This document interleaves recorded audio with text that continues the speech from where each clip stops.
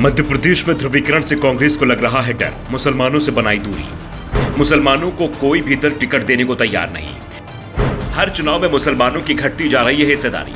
मध्य प्रदेश में मुसलमानों की आबादी 7 से 8% है, लेकिन आजादी के बाद से आज तक कभी भी मध्य प्रदेश में आबादी के हिसाब से मुसलमानों की हिस्सेदारी विधानसभा में नहीं दिखाई दी।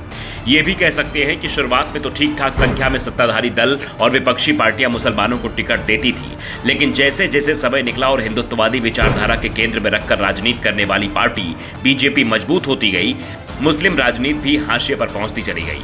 अब हालात ये हो गए हैं कि प्रदेश की 230 सीटों में से 2 विधायक ही चुनकर पहुंच पाते हैं। बीजेपी की सरकार में तो किसी मुसलमान को मंत्री पद नहीं मिल पाता, लेकिन कांग्रेस की सरकार बनती है तब भी कई बार ऐसे हालात बन जाते हैं। 15 महीने की कमलनाथ सरकार में एक मंत्री मुस्लिम था। 1993 में जब मध्य प्रदेश का विभाजन नहीं हुआ था, छत्तीसगढ़ भी मध्य प्रदेश का हिस्सा था और राज्य विधानसभा में सीटों की संख्या 320 थी। और जब कांग्रेस की सरकार बनी तो राज्य के सीएम दिग्विजय सिंह, जिन्हें मुसलमानों का सबसे बड़ा हितैषी माना जाता है, वो भी अपनी सरकार में किसी मुस्लिम को मंत्री नहीं बना पाए थे। और इसके पीछे सबसे बड़ा कारण था कि 320 सदस्यों की विधानसभा में एक भी मुस्लिम विधायक नहीं था। पहली बात तो ये कि कांग्रेस ने टिकट देने में ही कंजूसी दिखाई और जिन्हें टिकट दिए गए वो चुनाव हार गए। टिकट देने में कंजूसी तो कांग्रेस इस बार भी दिखाती रही है। 144 नामों की सूची जारी कर दी, लेकिन एक ही मुसलमान को टिकट दिया है, जबकि मध्य प्रदेश में मुसलमानों की आबादी 7 से 8% के बीच है। ऐसे में कम से कम 15 से 17 सीटें उनके खाते में आनी चाहिए। एक और 7 से 8% वाले मुस्लिम समुदाय को कांग्रेस ने 1% हिस्सा भी नहीं दिया। बीजेपी में तो हालत शून्य पर है। तो 15% सवर्ण जाति को साधने के लिए दोनों ही दलों की ओर से 35% से ज्यादा सीटें दी गई हैं। एमपी में मुस्लिम सीटों की बात करें तो भोपाल उत्तर, भोपाल मध्य, नरेला, जबलपुर उत्तर, जबलपुर पूर्व, बुरहानपुर, देवास, शाजापुर, उज्जैन उत्तर, ग्वालियर दक्षिण, इंदौर 1, इंदौर 3, देपालपुर, खंडवा, खरगोन, सागर, रतलाम शहर, सतना सहित करीब 2.5 दर्जन सीट शामिल हैं।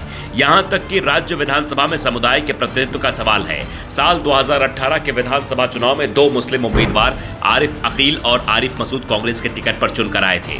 दोनों भोपाल शहर से हैं। एक समय था जब मुस्लिम की राज्य विधानसभा में अच्छी उपस्थिति रहती थी। 1962 में मुस्लिम समुदाय से लगभग 7 विधायक चुने गए थे, इनमें से 6 कांग्रेस के थे। साल 1967 में मुस्लिम विधायकों की संख्या घटकर 3 हो गई, लेकिन 1972 में बढ़कर 6 हो गई।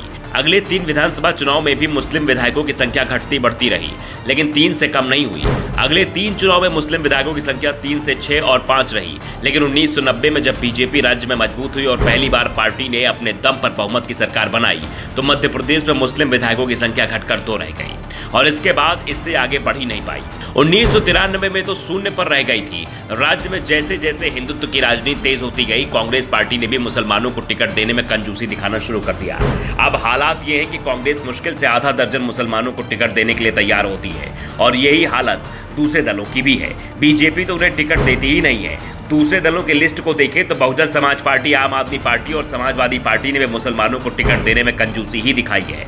बीएसपी ने 73 उम्मीदवारों में से 1 मुस्लिम कैंडिडेट को टिकट दिया है। आम आदमी पार्टी ने अपने 39 उम्मीदवारों से 2 मुस्लिम कैंडिडेट को टिकट दिया है। साफ है कोई भी दल मुसलमानों पर दांव लगाने को तैयार नहीं दिख रहा है। Bureau report, the Navdarpan news.